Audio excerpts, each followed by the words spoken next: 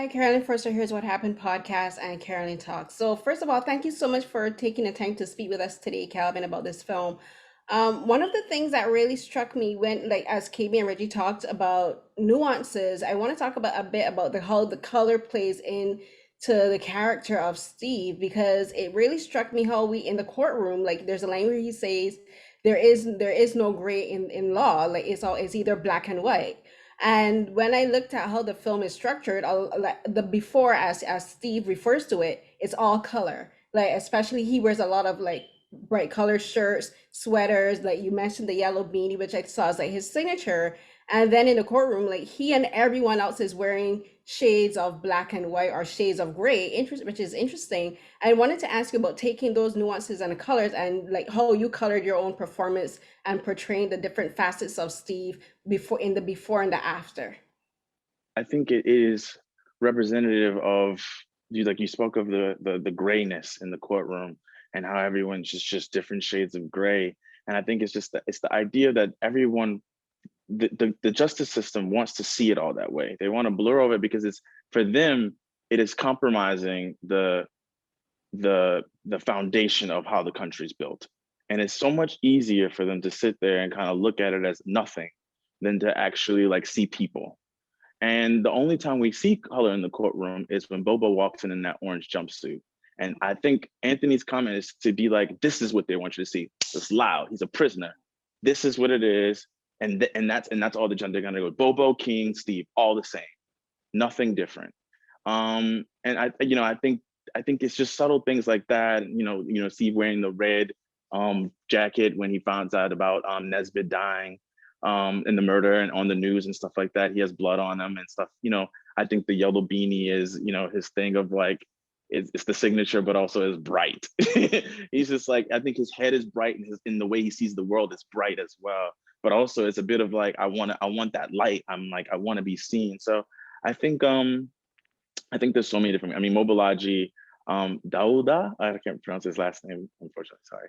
But he's an amazing costume designer. And I think we really played around with like, just trying to give Harlem all the color as possible and just showing how vibrant the world was and the way Steve saw it as well. And the stark contrast of what he was interested in exploring versus the situation he got put in. No nuance, none in that courtroom, unfortunately. And yeah, yeah. Yeah, no, thank you. Because it kind of struck me because it reminded me the sweater that he's in at when everything goes down kind of reminded me of Joseph's Technicolor coat. And like Joseph, Mm, like when he was like enslaved, was wearing this bright color, mm. multicolor coat. So like it struck me, and it was just like throughout the whole film, I just kept thinking of how he lost his color and like how you kind of put that into your performance. So my question has a bit to do with your with you being an actor and Steve's interest in filmmaking as a character, because I thought it was interesting how he, because I haven't read the book, but I thought it was interesting how he thought of everything as him putting on a play, as him producing his own story. And there's this scene early up in the beginning of the film after his arrest where he's making the distinction of who he is in the cell and who he is in the courtroom. And the way he does it is he's taught, like for me, it struck me visually how he's putting on his suit and he's like getting ready to play this part. And I just thought of it as how, like, for Black people, when we're in certain spaces, we are always cognizant of how we behave. We're always like very careful to watch how we speak, how we act, so we don't come off non-threatening. And I saw a connection between him wearing the prison guards, but then going through this extremely emotional and mental torment at night, but then have to get up and act as though everything is fine. He has to put on his nicely pressed suit and behave himself decorously in the courtroom. And for you as an actor, and you mentioned it earlier where you said for your own experience as a Black man, where you kind of are like conscious of these particular moments. Like for you as an actor, like how do you like not only portray that part of Steve, but also for you as a Black man being in Hollywood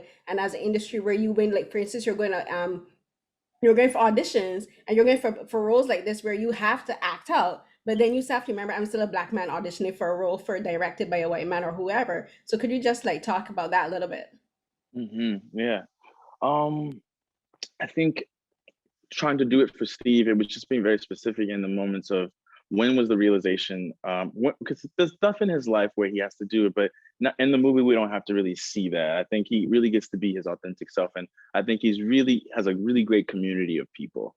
You know, he has his girlfriend, he has his mom, his dad, his teacher's really supportive of him. So in those spaces, even King sees Steve for who he's on. You know, even like Steve, you know, Sam, whatever your name is. I think he's still kind of like, you know, I appreciate you even talking to me. So I don't think he has to compromise. But once he gets to the courtroom, it was about being very specific in, did I take the note when she says, you need to make you believe that you're a human being in the eyes of the jury.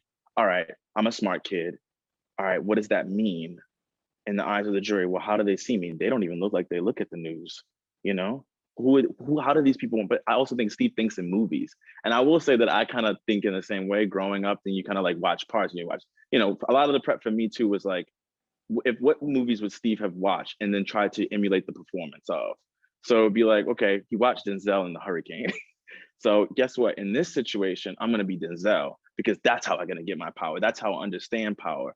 Or you know, there's just, I mean, so many examples of just people he could have pulled from to get his point across.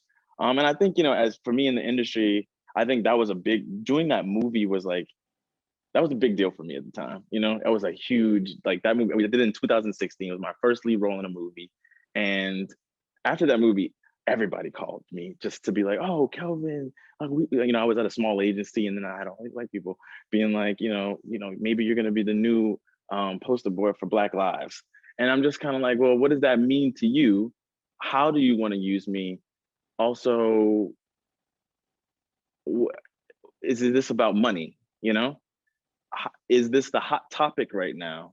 Because Fruitvale Station just came out, and now we're all celebrating our trauma as we tried to also unpack and understand it. And do you think I'm the next version of that? So you know, these conversations happen every day, all the time, every job you choose, and I think I've gotten better at not trying to do the tap dance for everyone, to be like, you know what I mean, like not trying to reminding that money is first for them. And there's a business behind it all. Just like for Steve, he's realizing money is first and the system is first. And the system is in place to make the country money. And the country needs to make money by incarcerating Black bodies so they can get them to do free labor. You know, this cycles to this thing.